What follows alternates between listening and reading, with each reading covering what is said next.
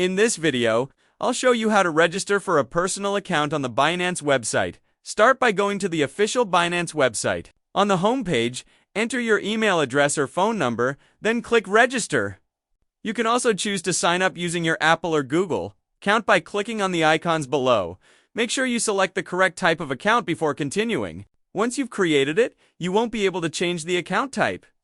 If you're opening a business account instead, you can check the entity account option for a separate registration process. After that, your email or phone number will automatically appear on the screen. Read and agree to the terms of service and privacy policy. Check the confirmation box and click Next. Binance will send you a 6-digit verification code to your email or phone. Enter the code within 30 minutes and click Submit. Next, create a strong password for your account. Your password should include at least 8 characters, 1 uppercase letter, and 1 number. Once you've set it, click Next. Congratulations, your Binance account is now created.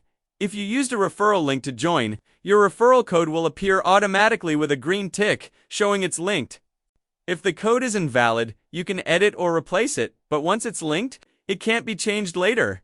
Click Next to finish the registration process.